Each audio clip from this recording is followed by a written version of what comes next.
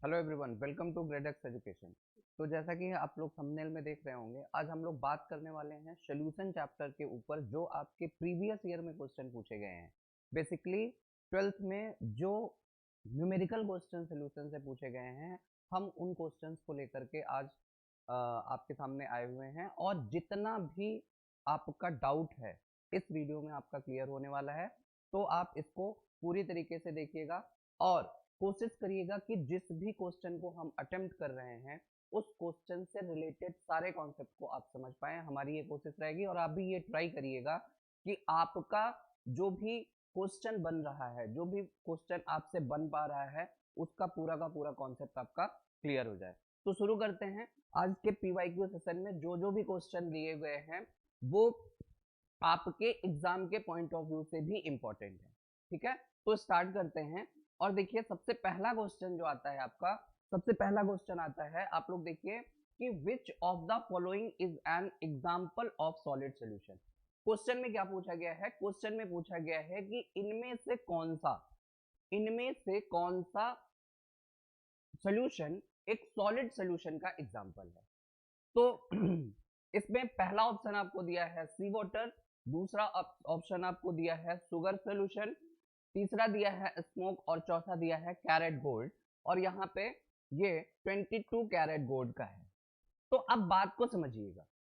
जब आपसे आपको ये पता है कि जब आपको सॉल्यूशन कहा जाएगा तो इसका मतलब क्या है? इसमें दो पार्ट हैं, एक है आपका सॉल्यूट और दूसरा है क्या? सॉल्यूशन। दूसरा क्या है? सॉल्वेंट। दूसरा क्या है? सॉल्वेंट है। ठीक बात है। यानी कि अगर हम सॉल्यूशन की बात कर रहे हैं तो हमें बताना होगा कि उसमें सॉल्यूट कौन सा है और उसमें सॉल्वेंट कौन सा है। ठीक है, क्लियर होगी बात। अब अगर ये बात क्लियर है तो अगर हम सी वाटर लेते हैं तो सी वाटर में क्या होगा? सी वाटर में हमारा जो वाटर है वो क्या सॉलिड सॉल्यूशन के फॉर्म में है? आपको ये समझना पड़ेगा कि सी वाटर में क्या हमारा जो सॉल्यूशन है वो सॉलिड फॉर्म में है। जब टर्म सॉलिड आ गया इसका मतलब क्या हुआ कि कोई भी ऐसी चीज जो सॉलिड फॉर्म में है वो आपके सॉल्यूशन में इन्वॉल्व हो रही है, या ये कहिए कि इससे हम एक सॉलिड सॉल्यूशन या सॉलिड मिक्सचर बना सकते हैं। सॉल्यूशन बेसिकली है क्या? सॉल्यूशन आपका एक मिक्सचर ही तो है भाई। वो सॉल्यूट और सॉल्वेंट के मिक्सचर से आपका सॉल्यूशन का फॉर्मेशन होता है। तो अगर हम सी वाटर की बात करें तो सी वाटर आपका ऑप्शन गलत होगा। दूसरा, अगर शुगर सॉल्यूशन की बात करें तो शुगर सॉल्यूशन का मतलब क्या है कि जब शुगर आपका वाटर में डिसॉल्व हो गया तो वो एक होमोजीनियस सॉल्यूशन बना लिया। और होमोजीनियस सॉल्यूशन कैसा बना लिया? केवल और केवल लिक्विड फॉर्म में आपको दिख गया, वो होमोजेनियस सॉल्यूशन बन गया। तो ये भी सॉलिड नहीं है। दूसरा, तीसरा आपका स्मोक है। अब स्मोक में क्या है? वेरियस टाइप की गैसेस हैं, लेकिन अल्टीमेटली वो किस फॉर्म में है? गैस फॉर्म में है। तो ये ऑप्शन भी खत्म हो गया। बचता कौन सा है? 22 कैरेट कैरेट गोल्ड। अब इस 22 कैरेट गोल्ड में क्या होगा? 22 कैरेट गोल्ड में आपको ये पता है कि जब आपका ये प्योर गोल्ड होता है तो प्योर गोल्ड अगर होगा तो ये क्या होगा? पूरा का पूरा आपका एक होमोजीनियस फॉर्म में होगा। लेकिन अगर इसने 22 कैरेट गोल्ड कहा है तो 22 कैरेट गोल्ड का मतलब है कि कोई अदर आपका कंपोनेंट इसमें क्या होगा? मिक्स होगा। क्लियर हो गई बात। तो अब अदर कंपोनेंट क्या, आप जब गोल्ड में मिक्स करोगे तो गोल्ड में मिक्स कैसे करोगे?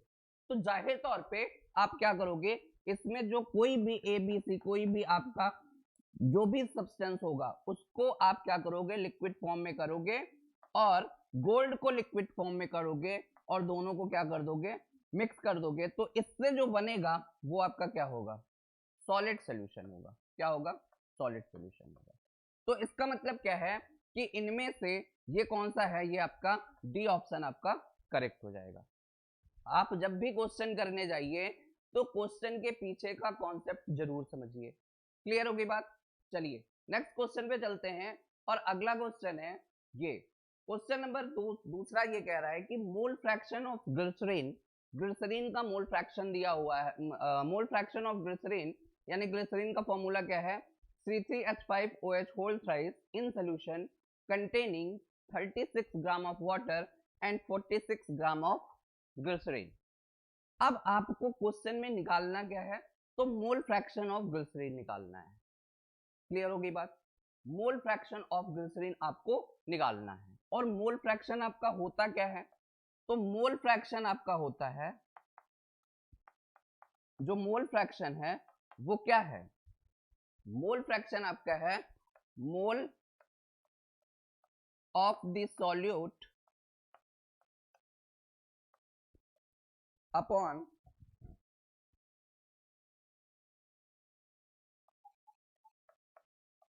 Mole of the solution. यही है कि नहीं? फटाफट बताइए भाई, यही है कि नहीं है? Mole fraction of solute upon mole fraction of solution. या इसको दूसरे फॉर्म में ऐसे कह सकते हो कि जब सॉल्यूशन की बात आ गई तो इसमें क्या हो जाएगा कि मोल फ्रैक्शन ऑफ या मोल ऑफ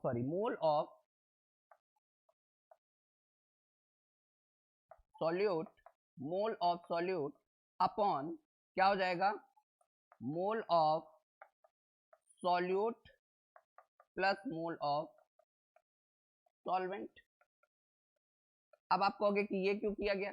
ये इसलिए किया गया क्योंकि आप किसी पर्टिकुलर सॉल्यूशन की बात कर रहे हो, और जब हम सॉल्यूशन की बात करते हैं तो सॉल्यूशन में सॉल्यूट और सॉल्वेंट दोनों क्या होते हैं, इन्वॉल्व होते हैं। तो जब भी आप किसी फ्रैक्शन की बात करते हो तो फ्रैक्शन का मतलब होता है कि टोटल में से कितना पार्ट एक पर्टिकुलर चीज का उसमें प्रेजेंट है। जब हम आप किसी भी फ्रैक्शन की बात करते हैं तो उसमें केवल और केवल ये बात होती है कि उस पर्टिकुलर जो भी आपने जिसका भी फ्रैक्शन निकालना है उसमें जिस स्पेशल पार्ट की आप बात कर रहे हो वो स्पेशल पार्ट कितने परसेंटेज प्रेजेंट है। अब वो चाहे फ्रैक्शन में आए या आपका परसेंटेज में आए, दोनों बातें सेम है। क्लियर होगी बात? तो अब आपको दिया क्या है कि मोल फ्रैक्शन ऑफ ग्लिसरीन निकालना है किसका, C3H5OH whole thrice in solution containing 36 gram of water and 46 gram of क्या, ग्लिसरीन। कैसे करिएगा? देखिए, जब भी मोल फ्रैक्शन का आपको क्वेश्चन आएगा, करना क्या है, सबसे पहले आपको निकालना है मोलर मास। क्या निकालना है? Molar mass. और मोलर मास निकलता कैसे है, given mass upon molecular mass, given mass upon molecular mass. जब आप मोलर मास निकाल लोगे तो आपका क्या हो जाएगा, या मोल निकाल लोगे, मोलर मास इसका मतलब क्या है कि आप मोल निकालने की कोशिश कर रहे हो। तो जब आप मोल निकालोगे तो क्या हो जाएगा भाई, ग्लिसरीन का जो आपका मॉलिक्यूलर मास है वो कितना हो जाएगा, तो 3 इंटू यानी C3H5OH होल थ्राइस दिया हुआ है, इसका आप मोलर मास निकालो तो 3 into 12 plus 5 into 1 plus 3 into 16 plus 3 into 1, तो कितना हो गया 36, 5 प्लस 48 प्लस 3, तो कितना हो जाएगा टोटल। तो ये आपका जो टोटल आएगा वो आएगा 3 8 8 2 10 11 11 11 5 16 16 6, फटाफट बताइए भाई कैलकुलेट करके।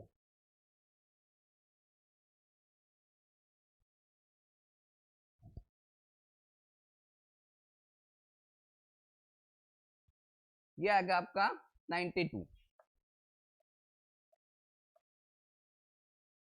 ठीक है, कितना आ गया 92 आ गया।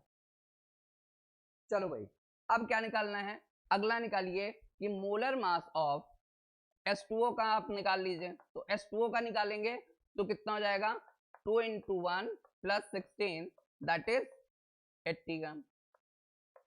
ठीक है, फटाफट से बताइए भाई, हाँ या ना। इतनी बात होगी। पहले आपको काम क्या करना है, जब आपको मोल फ्रैक्शन का क्वेश्चन आएगा तो आपको सबसे पहले मोल निकालना है। याद रखिएगा कि आपको सबसे पहले मोल निकालना है। मोल कैसे निकलेगा? मोल निकलेगा कि आपका जो गिवन मास है अपॉन उसका मॉलिक्यूलर मास कितना है, उसी से आपका मोल निकलेगा। तो मॉलिक्यूलर मास नॉर्मल केसेस में दिए रहते हैं, अगर नहीं दिए हैं तो you have to calculate the molecular mass of given substance. जिस भी सब्सटेंस का आपको कह रहा है उसका मॉलिक्यूलर मास आपको निकालना होगा। क्लियर है? मॉलिक्यूलर मास निकल आया, ग्लिसरीन का 92 हो गया और H2O का हो गया 18। चलिए नेक्स्ट स्टेप में आप क्या करोगे कि अब आपने करना ये है कि भाई देखो मोल निकाल लो आप, तो मोल ऑफ ग्लिसरीन कितना है, यानी C3H5OH होल थ्राइस। तो गिवन मास इसका कितना है? 36 gram of water and 46 gram of glycerine है, तो 46 अपॉन 92। बोलो हाँ या ना। ये क्या है? ये बता रहा है कि गिवन मास है। ये क्या है बेटा? गिवन मास है।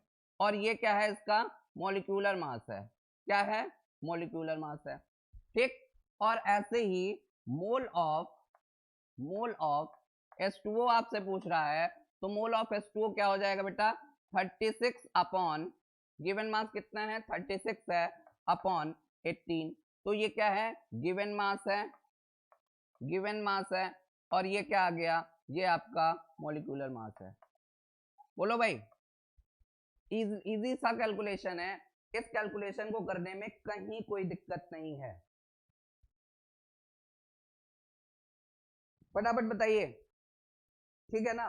चलो भाई, अब जो मोल आएगा तो ये यहां से कितना आ गया? आप बताओ यहां से कितना आ गया? ये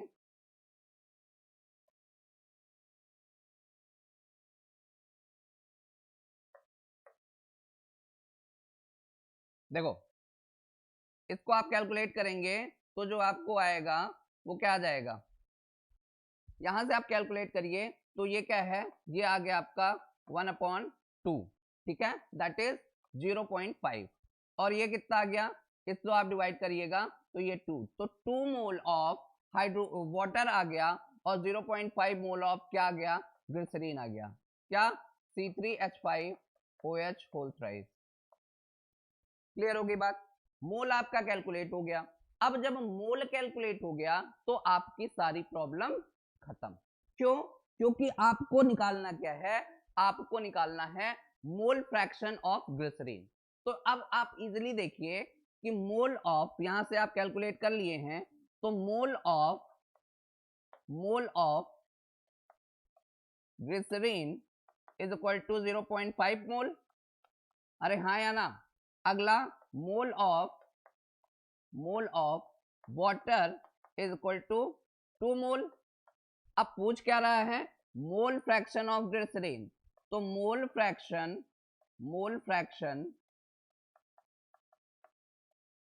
of glycerine is equal to क्या हो जाएगा? Mole of glycerine upon mole of solution. यही बात है कि नहीं बात है? अब आप कहोगे कि सर सॉल्यूशन में सॉल्यूट और सॉल्वेंट दोनों आता है, तो बिल्कुल आता है। तो मोल फ्रैक्शन ऑफ ग्लिसरीन क्या हो जाएगा? मोल ऑफ ग्लिसरीन कितना आ रहा है? 0.5 आ रहा है। और मोल ऑफ, इसमें सॉल्यूट और सॉल्वेंट, तो सॉल्यूट एक वाटर और सॉल्वेंट है, तो इसका मतलब क्या हो गया? 0.5 प्लस 2, तो इसका मतलब क्या हो गया? 0.5 अपॉन 2.5। अरे बोलो हाँ या ना, फटाफट से बताओ भाई। और अगर ये बात सही है, तो इसको आप क्या लिख सकते हो? 5/25 लिख सकते हो, और ये हो जाएगा 1/5, यानी जो आंसर आएगा वो आएगा 0.2। बताइए भाई, आंसर आ गया 0.2। क्लियर हो गई बात? मोल फ्रैक्शन के क्वेश्चन में आपको ऐसे ही करना है। फटाफट से एक बार आप लोग देख लीजिए, फिर हम लोग अगले क्वेश्चन पे चलते हैं। क्वेश्चन में आपसे पूछा था कि मोल फ्रैक्शन ऑफ ग्लिसरीन, कोई एक सोल्यूशन बना हुआ है, उस सोल्यूशन में ग्लिसरीन और वाटर का क्या है? मिक्सचर है। ठीक है, एक सॉल्यूट होगा, एक सॉल्वेंट होगा, हमें नहीं पता कौन सॉल्यूट है और कौन सॉल्वेंट है। Mole fraction of glycerine is this in solution containing 36 gram of water. 36 gram of water रखा हुआ है, लिया हुआ है, और 46 ग्राम ऑफ क्या रखा हुआ है, ग्लिसरीन रखा हुआ है। अब आपको उसका मोल फ्रैक्शन निकालना है, किसका, ग्लिसरीन का। ग्लिसरीन का मोल फ्रैक्शन निकालने के लिए क्या करेंगे, ग्लिसरीन का मोल अपॉन सोल्यूशन का मोल। अगर वाटर का कहता तो वाटर का मोल अपॉन सोल्यूशन का मोल, यानी टोटल से उस पर्टिकुलर पार्ट का हम पार्ट निकाल रहे हैं। यानी अब बात को समझिए, ये आपने लिख लिया होगा, अगर हमारे पास ए और बी कोई दो क्या है, एक सॉल्यूट है और एक क्या है, सॉल्वेंट है, ठीक है। तो अगर हमें मोल फ्रैक्शन निकालना है, मोल फ्रैक्शन, अब मोल फ्रैक्शन का मतलब क्या हो गया, टर्म से समझिए, मोल और फ्रैक्शन का मतलब क्या हो गया, पार्ट, ठीक है, क्या हो गया, पार्ट। इसका मतलब क्या है कि इसका जो टोटल है, टोटल कितना है, टोटल है ए प्लस बी, अरे बोलो हाँ या ना, ए प्लस बी टोटल है, तो ए का पार्ट अगर पूछें तो ए अपॉन टोटल होता है या नहीं होता है, और बी का पार्ट जो होगा वो क्या होगा, बी अपॉन टोटल होता है या नहीं होता है। तो बस यही करना है, अंतर केवल इसमें इतना है कि आपको यहां मोल के फॉर्म में कैलकुलेशन करनी है, इसके इतर आपको कुछ भी नहीं करना है। क्लियर होगी बात, चलिए भाई फटाफट, आई होप ये क्वेश्चन आपको क्लियर हो गया होगा। अब बढ़ते हैं हम अपने तीसरे क्वेश्चन के ऊपर, और तीसरा क्वेश्चन ये कहता है, out of molality, formality and mole fraction, those which are independent of temperature. बहुत ही इंपॉर्टेंट क्वेश्चन है, बहुत इंपॉर्टेंट क्वेश्चन है, और ये फ्रिक्वेंटली क्वेश्चन पूछा जाता है। फॉर्मेलिटी, नॉर्मेलिटी, मोलैलिटी, इन सब में ऐसा कौन सी यूनिट है, अच्छा ये सारी चीजें क्या हैं, ये सारी चीजें कंसंट्रेशन, यूनिट ऑफ कंसंट्रेशन। आप बेसिकली क्या कर रहे हो, आप जब सॉल्यूशन चैप्टर पढ़ते हो तो आपसे जो न्यूमेरिकल कराए जाते हैं उनमें ज्यादातर जो क्वेश्चन बनते हैं वो unit of concentration of solution पे बनते हैं। क्लियर हो गई बात। तो ये जितने भी टर्म आप देख रहे हो, चाहे वो मोलैलिटी हो, चाहे नॉर्मेलिटी हो, चाहे जो भी हो, वो क्या है, यूनिट ऑफ कंसंट्रेशन है, किसके, सॉल्यूशन के। फटाफट से आंसर करिए भाई, फटाफट बताइए।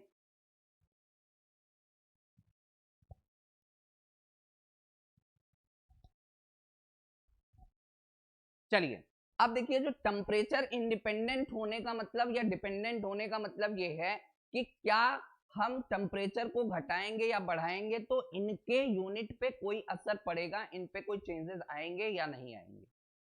तो सबसे पहले आप ये जान लो कि दो यूनिट्स विच आर इंडिपेंडेंट, जो इंडिपेंडेंट है किससे, टेम्परेचर से, वो कौन कौन सी हैं, नोट करिएगा। पहला है पीपीएम, पीपीएम का फुल फॉर्म पार्ट पर मिलियन, क्या होता है, पीपीएम का फुल फॉर्म पार्ट पर मिलियन, ठीक बात है। दूसरा मास परसेंटेज, मास परसेंटेज। तीसरा, तीसरा बताइए,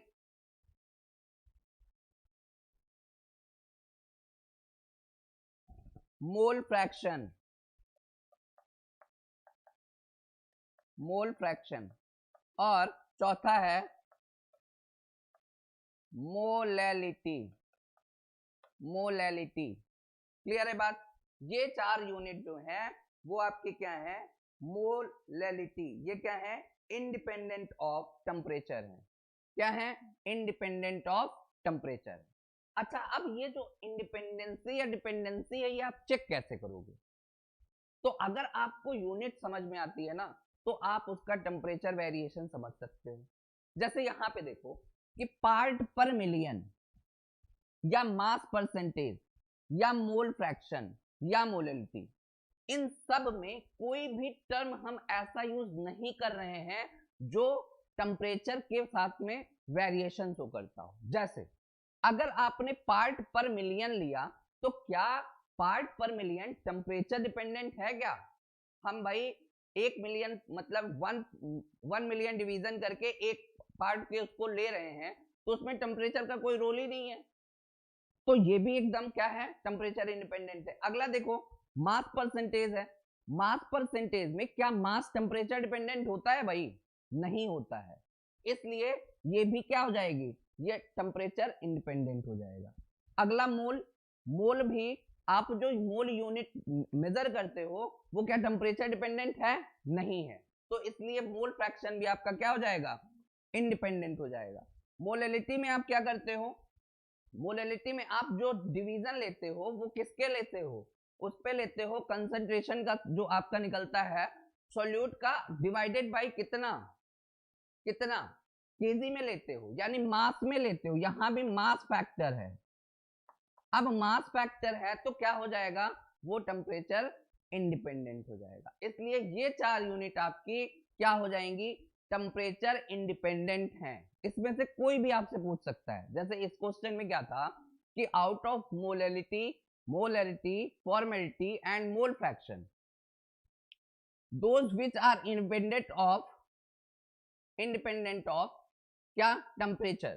ठीक है, तो आप कैसे करोगे, बताओ भाई, आप क्या करोगे कि आप बताओगे कि इसमें जो मोल फ्रैक्शन है वो आपका क्या हो जाएगा, इंडिपेंडेंट हो जाएगा। ठीक बात है,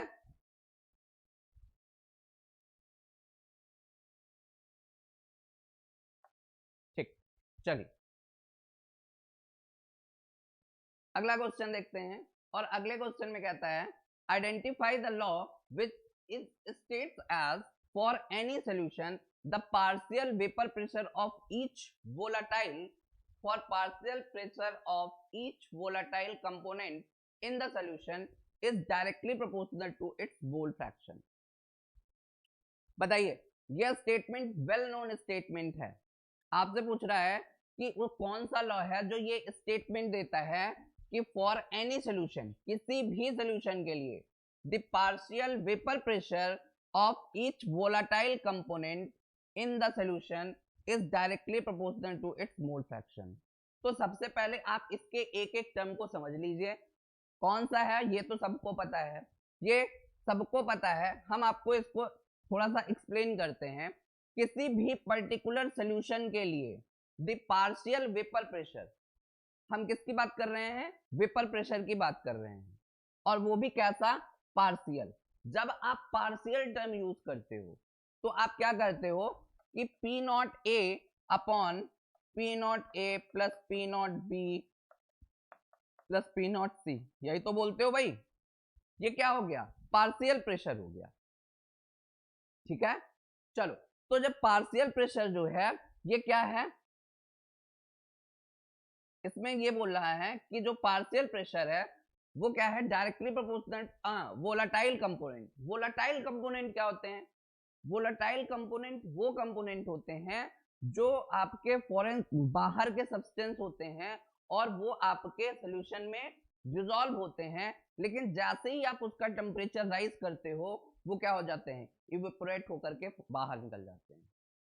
जैसे मॉइस्चर है, तो मॉइस्चर है अगर किसी सब्सटेंस में, तो आप उसका टेम्परेचर बढ़ाओगे तो एक टेम्परेचर के बाद में मॉइस्चर गायब हो जाएगा, तो moisture is a volatile substance. Carbon dioxide है, कार्बन डाइऑक्साइड अगर फॉर्म होकर के बाहर निकल जा रही है आपके सब्सटेंस से, तो वो क्या है, वोलाटाइल सब्सटेंस है। तो वोलाटाइल कंपोनेंट किससे हो जाता है, directly proportional to its mole fraction. ये कौन सा है, ये राउट्स का लॉ है। क्लियर होगी भाई, राउट्स लॉ क्या कहता है, for any solution in for any solution the partial vapor pressure of each volatile component in the solution is directly proportional to mole fraction। Clear होगी बात, कौन सा स्टेटमेंट है, किसका स्टेटमेंट है, तो ये राउट्स लॉ है।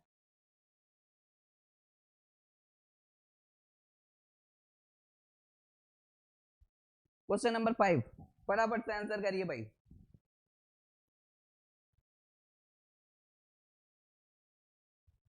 क्वेश्चन कह रहा है कि which of the following formula, mark कर लीजिएगा, ये इंपॉर्टेंट क्वेश्चन है, ये हम सारे के सारे अभी जो क्वेश्चन करा रहे हैं वो 1 मार्क्स के क्वेश्चन करा रहे हैं। ठीक है, इन क्वेश्चन को, इन टाइप के क्वेश्चन, देखिए जब क्वेश्चन आप लगाइए ना तो कोशिश करिए कि उस टाइप के क्वेश्चन लगाइए जिसमें आपके कॉन्सेप्ट ज्यादा बनते हो, क्योंकि जो आपसे क्वेश्चन पूछा जाएगा उसमें भी वो देखना चाहता है कि क्या आपने इस पूरे चैप्टर को ढंग से पढ़ा है या नहीं पढ़ा है। सिंपल सी बात आप समझिए कि जब आप क्वेश्चन लगा रहे हो तो ऐसे क्वेश्चंस पे ज्यादा फोकस करिए जो कॉन्सेप्चुअल बेस्ड हैं। जैसे इस क्वेश्चन को देखिए कि which of the following formula represents Raoult's law for the solution containing non volatile solute.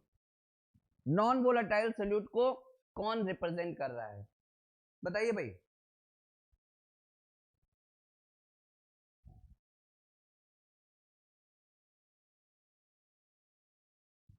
कौन नॉन वोलेटाइल सॉल्यूट को रिप्रेजेंट कर रहा है? क्वेश्चन का आंसर इसमें जो डी विकल्प है, डी ऑप्शन है, P solute is equal to P naught solvent into X solvent is the right answer for this question.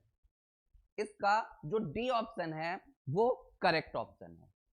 Clear होगी बात? चलिए भाई, छोटा सा क्वेश्चन था। इसमें आप जब राउल्ट्स लॉ पढ़ें तो राउल्ट्स लॉ में ये क्वेश्चन करने की कोशिश करें कि आपके वोलाटाइल और नॉन वोलाटाइल के टर्म में क्या कंडीशंस बनती हैं। आपको बहुत डिटेल में ये बताया गया है और पढ़ाया गया है कि राउल्ट्स लॉ के जो भी केसेस हैं वो कौन कौन से हैं, और इनको जरूर फोकस होकर के इनको पढ़ के जाइएगा। राउल्ट्स लॉ आपके लिए बहुत ही इंपॉर्टेंट होने वाला है। अगला क्वेश्चन देखते हैं, which of the following condition is not satisfied by an ideal solution। फटाफट से आंसर करिए। Question number 6, which of the following condition is not satisfied by an ideal solution। एक आइडियल सोल्यूशन के लिए कौन सी कंडीशन सेटिस्फाइड नहीं करता है? आइडियल का सोल्यूशन होता क्या है? आइडियल सोल्यूशन क्या होते हैं? इसके लिए कई कंडीशंस हैं, जिनमें से ये सारे कंडीशंस आपको हम बताते हैं। जो आइडियल सॉल्यूशन होता है, इन आइडियल सॉल्यूशन में क्या होता है कि आप पहली फिजिकल चीज ये है कि आप अपने कंपोनेंट्स को इंडिविजुअली क्या कर सकते हो, सेपरेट कर सकते हो, देख सकते हो, पहली चीज। तो delta H mixing is equal to 0 is the first condition for ideal solution. अब देखिए इसमें क्वेश्चन दो टाइप का पूछेगा। एक क्वेश्चन तो ये पूछ लिया कि इनमें से कौन सी कंडीशन आइडियल सोल्यूशन को सेटिस्फाइड नहीं करती है, not satisfied by an ideal solution. और तो इसका मतलब क्या हुआ, रिवर्स में आपसे अगर कहें तो कौन कौन सी कंडीशन सेटिस्फाई करती हैं, तो इसमें आपका ये दोनों आ जाएंगे कि delta mixing is equal to 0, delta V mixing is equal to 0 and Raoult's law is obeyed. Formation of an azeotropic mixture is not the condition for satisfying the ideal solution। क्या करिएगा, इसमें आपका क्या है, not satisfied by the ideal solution, यानी Raoult's के law को ideal solution satisfy नहीं करते। क्लियर होगी बात? Sorry, formation of an azeotropic mixture, Raoult's law को सेटिस्फाई करते हैं, formation of azeotropic mixture satisfy condition नहीं है। तो बाकी रेस्ट जो बच रहा है वो क्या है, वो सेटिस्फाई है, यानी delta X mixing is equal to 0, delta V mixing is equal to 0, ठीक है। और राउल्ट्स लॉ, तीसरा कंडीशन क्या हो गया, राउल्ट्स लॉ,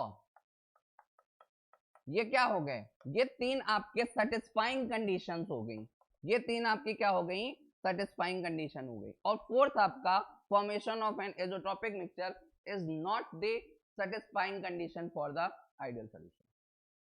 क्लियर होगी बात? चलिए अगला क्वेश्चन देखते हैं।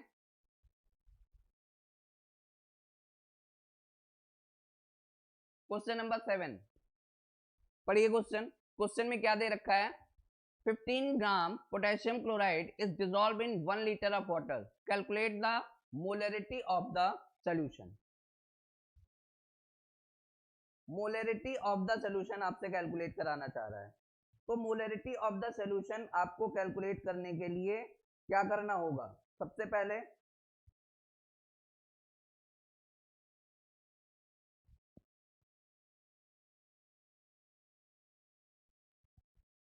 मोलरिटी निकालना है। याद रखिएगा क्या निकालना है, मोलरिटी निकालना है।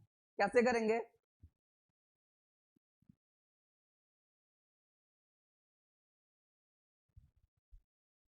कैसे करेंगे? मोलरिटी क्या होता है? मोलरिटी होता है क्या? Mass of solute upon volume of the solution. यही आपने पढ़ा है। मोलरिटी क्या है? मोलरिटी क्या है? सॉरी, मोलरिटी क्या है? मास ऑफ द, मोलरिटी क्या है? मास ऑफ द सॉल्यूशन है, मास ऑफ द सॉल्यूट है, मास of the solute upon volume of the क्या है? सॉल्यूशन। और वॉल्यूम किस में दिया हुआ है? लीटर में दिया हुआ है। और आपके पास में क्या है? पोटेशियम क्लोराइड यानी KCl है। तो सबसे पहले आप क्या निकालो कि KCl का क्या निकाल लो भाई? KCl का आपको वॉल्यूम दे रखा है, वॉल्यूम यहाँ पे दे रखा है। वॉल्यूम कितना है? तो वॉल्यूम है 1 लीटर। जब वॉल्यूम 1 लीटर है और KCl का जो मोलर मास होगा वो क्या हो जाएगा? मोलर मास इसका या मास दिया हुआ है तो आप निकाल लो कि क्या निकालोगे? इसका मतलब क्या हो गया? मास की जब हम बात कर रहे हैं तो इसका मतलब कौन से मास की बात कर रहे हैं? Molar mass. फटाफट से देखिए, तो KCl का क्या हो जाएगा? KCl का हो जाएगा इसका आप मोलर मास जब निकालोगे तो मोलर मास कितना आ जाएगा? 39 प्लस 35.5, दैट इज कितना हो गया? कैलकुलेट करके बताइए।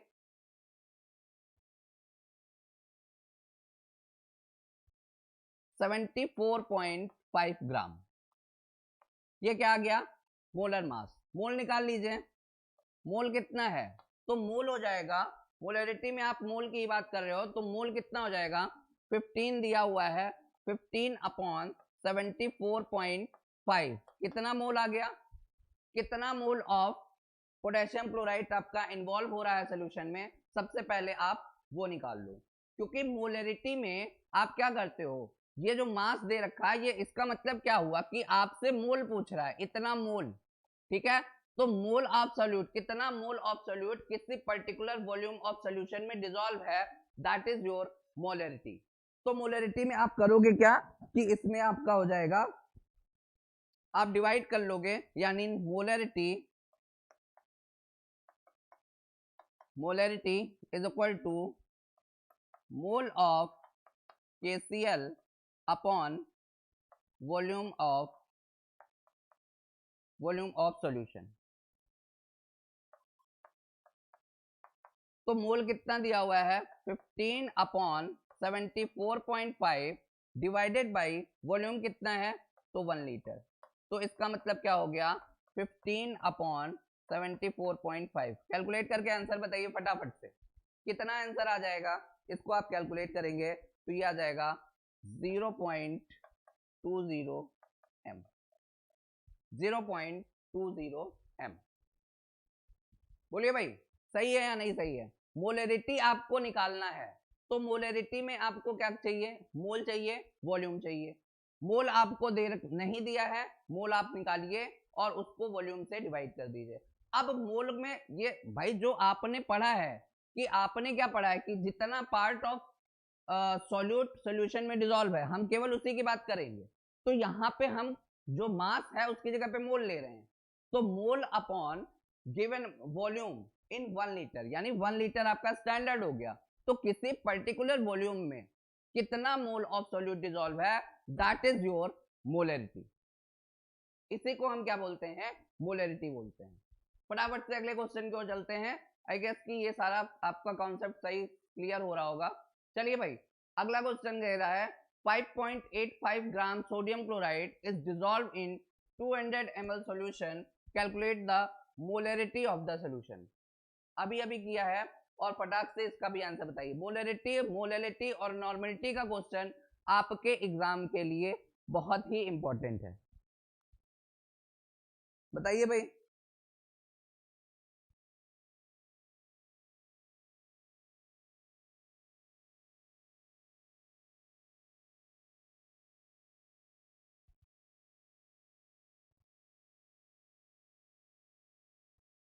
चलिए पहले आप क्या करेंगे, वही बात करनी है कि आपको दिया हुआ है क्या, सोडियम क्लोराइड यानी NaCl। तो सबसे पहला काम आपका क्या होगा, आप निकालोगे इसका मोल। क्या निकालोगे, मोल।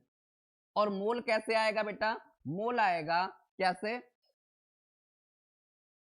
Given mass upon molecular mass. तो गिवन मास कितना है, 5.85 ग्राम गिवन मास है, अपॉन मोलर मास कितना हो गया, सोडियम का आपका निकाल लीजिए और क्लोरीन का, यानी सोडियम और क्लोरीन जब आप इसको कैलकुलेट करोगे तो ये जो होता है वो होता है 58.5। 58.5 कैसे आएगा, 58.5 कैसे आएगा, 58.5 आएगा, सोडियम का मोलर मास और क्लोरीन का मोलर मास दोनों को ऐड कर दो तो ये आ जाएगा। इसको आप डिवाइड कर दो तो कितना हो गया, मोल कितना आ गया भाई, कैलकुलेट करके बताइए मोल कितना आ गया। मोल आ गया यहां से 0.1 मोल, 0.1 मोल। अब आपसे क्या पूछ रहा है, मोलैरिटी पूछ रहा है, मोलैरिटी पूछ रहा है। तो मोलैरिटी में कैसे करोगे, मोलैरिटी में करोगे कि आपको गिवन सोल्यूशन कितना है, 200 ml आपको सोल्यूशन दिया है और आपको इसको कन्वर्ट करना है किसमें, इसको कन्वर्ट करना है सबसे पहले लीटर में। ठीक है, तो क्या हो जाएगा, ये हो जाएगा मोलैरिटी, क्या हो जाएगा, mole of solute upon volume of solution in litre. ठीक, तो क्या हो जाएगा 0.1 मोल तो आपको दिया ही है तो इसका कोई मतलब ही नहीं है, अपॉन वॉल्यूम ऑफ सॉल्यूशन दिया है 200 ml। ठीक, तो अब इसको सबसे पहले आपको लीटर में कन्वर्ट करना है, तो क्या हो जाएगा, लीटर में जब आप इसको कन्वर्ट करोगे तो 0.1 जो मोल है उसको आप मोल लिख लीजिए, अपॉन 200 ml हो गया 0.2 लीटर। तो जो आंसर आएगा वो कितना आ जाएगा, इनको आप डिवाइड कर दोगे तो यह आ जाएगा 0.5 मोल पर लीटर, 0.5 मोल पर लीटर। फटाफट से देखिए और आप बताइए कि इसमें कहीं कोई डाउट तो नहीं है, एकदम इजी सा क्वेश्चन है, लेकिन क्वेश्चन इस टाइप के आपके एग्जाम में आए हुए हैं। इससे और टफ क्वेश्चन भी हम लोग करेंगे। ये दो सीरीज होगी, फर्स्ट पार्ट में हम ट्राई कर रहे हैं कि 1 मार्क्स और 2 मार्क्स के क्वेश्चन करें, और अगले सीरीज में यानी जो इसका नेक्स्ट पार्ट है उस पार्ट में हम क्या करेंगे, इसके जो लॉन्ग क्वेश्चन है उनको हम लेंगे। तो आज ये कितना हो गया, 8 क्वेश्चन हो गया। अगला क्वेश्चन अब देखते हैं, अगला क्वेश्चन क्या कहता है, क्वेश्चन नंबर 9 ये कह रहा है कि 96% sulphuric acid has relative density 1.84, calculate normality and molarity of this acid। बहुत बढ़िया क्वेश्चन है, बहुत ही अच्छा क्वेश्चन है, आपसे नॉर्मेलिटी और मोलैरिटी पूछ रहा है। ट्राई करिए एक बार, फटाफट से बताइए भाई।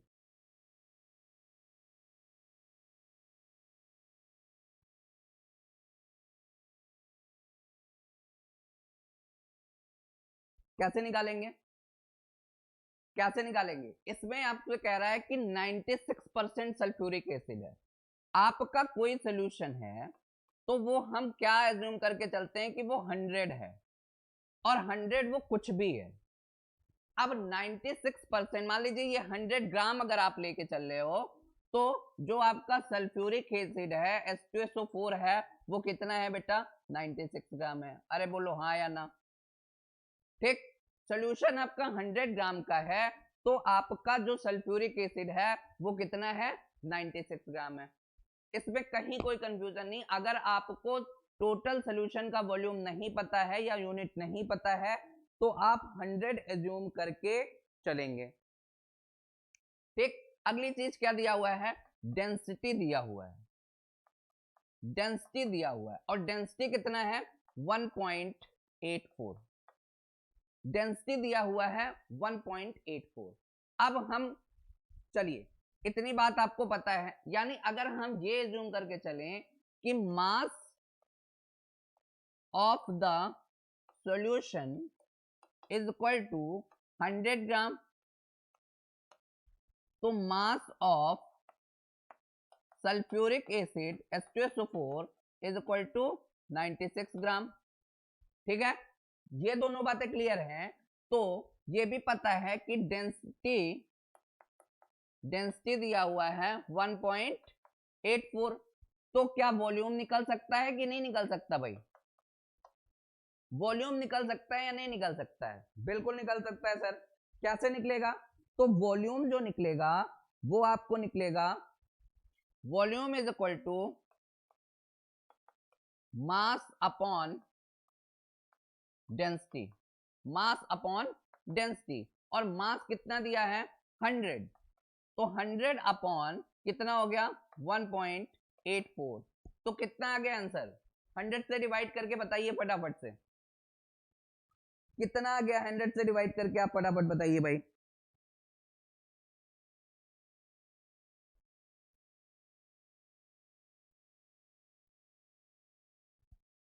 ये आएगा लगभग 54.34 ml, 54.34 ml। क्या आ गया? ये आ गया आपका वॉल्यूम। ठीक है, अब अगर ये वॉल्यूम आ गया तो इसको हम लीटर में भी कन्वर्ट कर सकते हैं। अब मोलरिटी यहां से निकाल लीजिए।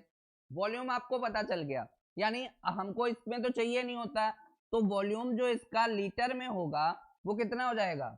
वो हो जाएगा 0.5434 लीटर। बोलो भाई सही है? 0.05434 लीटर वॉल्यूम पता चल गया। चलिए, सल्फ्यूरिक एसिड आपको दिया हुआ था 96% बाय मास दिया हुआ है, ये बाय वेट दिया है, sorry, has relative density this, calculate the normality and molarity. तो सबसे पहले हम निकालते हैं क्या? मोलरिटी। क्या क्या पता चल गया आपको? आपको वॉल्यूम पता चल गया। अब अगले टर्म में आपको क्या करना है? आपको निकालना है मोल। तो मोल ऑफ H2SO4 कितना हो जाएगा बेटा? कितना हो जाएगा मोल? 96 ग्राम दिया हुआ है, हमने जूम करके चला है, यही तो ना 96% है, मतलब कितना हो गया? 96 ग्राम हो गया। और इसका जो मोलर मास है वो कितना होता है? तो H2SO4 का जो मोलर मास होता है वो कितना हो जाएगा? 98। ये 98 होता है। तो ये आ गया इसका मोल। तो अगर आप मोलरिटी निकालोगे तो मोलरिटी कितना हो गया बेटा? मोलरिटी हो गया मोल अपॉन वॉल्यूम। और मोल कितना हो गया? 96 अपॉन 98 डिवाइडेड बाई 0.05434। और ये आंसर कितना हो गया? ये आंसर आपका आ जाएगा, कितना आ जाएगा? ये आएगा लगभग 18.024 m। फटाफट बताओ भाई क्या किया हमने? इस क्वेश्चन को जरा सा फिर से समझिए।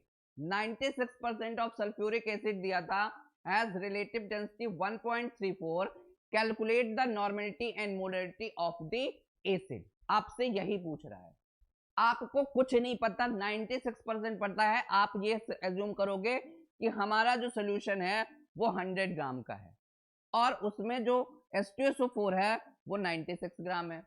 डेंसिटी आपको 1.34 दिया है। क्या करोगे? सबसे पहले आप वॉल्यूम कैलकुलेट कर लोगे, मास अपॉन डेंसिटी से आपने वॉल्यूम कैलकुलेट कर लिया। जब वॉल्यूम कैलकुलेट हो जाएगा तो आप मोल निकाल लोगे H2SO4 का। जब H2SO4 का मोल पता चल जाएगा तो आपको मोलरिटी बहुत ही आसानी से पता चल जाएगी। कैसे? Molarity is equal to mole upon volume, mole of solute upon volume. Mole कितना देगा है? 96 अपॉन 98 और 0 पॉइंट दिस, आपका मोलरिटी पता चल गया।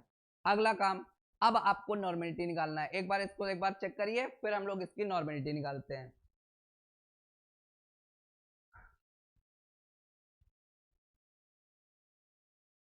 ठीक है,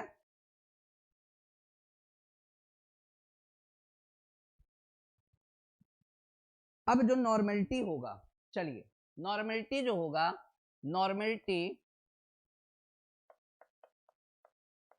normality is equal to 2 into molarity.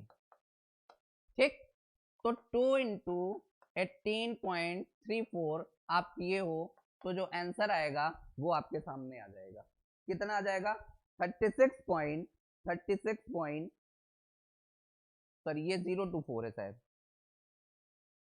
ये 024 है, तो ये आ जाएगा 36.048 n। ये कहां से आ गया? ये आ गया रिलेशन से, relation between normality and molarity. आपसे जो क्वेश्चन था उसमें आपसे यही वो जानना चाहता था कि आपको मोलरिटी निकालना आ रहा है कि नहीं। हमने क्या किया, एक बार फिर से आपको रिवीजन करा रहे हैं। 96% ऑफ सल्फ्यूरिक एसिड आपको दिया था, हमको सोल्यूशन नहीं पता कितना है, हमने 100 मान लिया। और इसको आप हर क्वेश्चन में करोगे जिसमें आपको सोल्यूशन का वॉल्यूम नहीं दिया है या वेट नहीं दिया है, आप 100 एज्यूम करके चलोगे। 100 आपने वेट एज्यूम कर लिया, तो 96% जब सल्फ्यूरिक एसिड है तो इसका मतलब क्या हो गया? 96 ग्राम ऑफ सल्फ्यूरिक एसिड हो गया। तो सल्फ्यूरिक एसिड 96 ग्राम हो गया, टोटल आपका 100 था। आप वॉल्यूम निकाल लोगे क्योंकि आपको डेंसिटी दिया है। जब आप डेंसिटी वॉल्यूम निकाल लोगे तो फिर आपको मोलरिटी निकालने के लिए केवल और केवल मोल चाहिए होगा। और मोल के केस में 96 ग्राम आपको सल्फ्यूरिक एसिड ऑलरेडी दिया हुआ है, तो 96 अपॉन मोलर मास करके मोल आपने निकाल लिया, और मोल अपॉन वॉल्यूम करके आपने उसका क्या निकाल लिया? मोल अपॉन वॉल्यूम करके आपने उसका मोलरिटी निकाल लिया। जब मोलरिटी निकल गया तो normality is equal to 2 into molarity से आपने इसका नॉर्मेलिटी निकाल लिया। आपने इसका क्या निकाल लिया? नॉर्मेलिटी निकाल लिया। एक बार क्लियर करके बताइए भाई, क्लियर हो गया सबकी? नहीं, फटाफट से बताओ भाई। चलो अगला क्वेश्चन करते हैं, क्वेश्चन नंबर 10। क्वेश्चन नंबर 10 में कह रहा है कैलकुलेट द मोलरिटी, याद रखिएगा मोलरिटी और मोलरिटी में कंफ्यूजन में नहीं आइएगा। Calculate the molarity of a solution when 20 gram NaOH is dissolved in 440 gram of solvent. अब बात समझिएगा, मास ऑफ सॉल्यूट क्या है? NaOH है। कितना दिया है बेटा? 20 ग्राम दिया है। ठीक, और मास ऑफ सॉल्वेंट दिया है कितना? 440 ग्राम। यही बात है कि नहीं? चलो यही बात है। इतना ग्राम क्या दिया है आपको? मास ऑफ सॉल्वेंट दिया है। आपसे क्या पूछ रहा है? मोलरिटी पूछ रहा है। क्या पूछ रहा है? मोलरिटी पूछ रहा है। कैसे करेंगे? आपको जो मोलरिटी पता होता है, मोलरिटी क्या होता है? Molarity is equal to mole of solute upon mass of solution, किसमें? केजी में। यही होता है कि नहीं होता है? बताओ फटाफट से, अरे बोलो हाँ या ना भाई। मोलरिटी आपसे पूछ रहा है, फटाफट से बताइए भाई। तो अगर मोलर मास आपको पता हो तो मोलर मास कैसे निकलेगा? चलिए सबसे पहले आपको निकालना है मोलर मास ऑफ, या ये कहिए कि आप सबसे पहले मोल निकालिए डायरेक्ट। तो मोल आपको किसका निकालना है? NaOH का। कैसे पता होगा? गिवन मास यानी 20 अपॉन टोटल मास यानी मोलर मास कितना हो गया? NaOH का कितना हो जाता है? फटाफट से बताओ भाई, NaOH का कितना हो गया? NaOH का कितना हो गया? 40। तो ये कितना आ गया? 1.2 यानी 0.5 मोल। ठीक, 0.5 मोल। और आपको क्या दिया हुआ है? मास ऑफ सॉल्वेंट दिया है। मास ऑफ सॉल्वेंट दिया है, तो मास ऑफ सॉल्वेंट दिया है तो आप इसका टोटल करोगे ना, मास ऑफ सॉल्वेंट दिया है तो आप इसका टोटल करोगे, और टोटल कैसे करोगे, इसको आप केजी में कन्वर्ट कर लो। कैसे हो जाएगा, केजी में कन्वर्ट करोगे तो कैसे हो जाएगा, 1 ग्राम इज इक्वल टू कितना, या 1 केजी इज इक्वल टू कितना ग्राम, उससे कैलकुलेट करो ना, कितना आएगा, फटाफट से आंसर करो भाई, छोटे छोटे कैलकुलेशन आपको करने ही पड़ेंगे, ठीक है। ये डायरेक्ट आपका आएगा 0.44 केजी। सॉल्वेंट का आपको मास दिया हुआ है, मोल आपने निकाल लिया, अब बचता क्या है, फॉर्मूले में आपको रखना है और आंसर बताना है। एक बार कोशिश करिए फटाक से,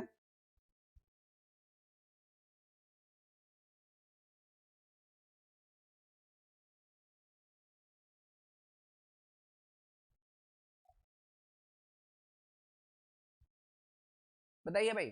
तो क्या हो जाएगा, ये डायरेक्ट हो जाएगा 0.5 अपॉन 40 इंटू 0.44, तो ये क्या हो जाएगा, डायरेक्ट आपका आएगा, जो भी आएगा वही आपका आंसर हो जाएगा, जो भी आएगा वही आपका आंसर हो जाएगा, 1.136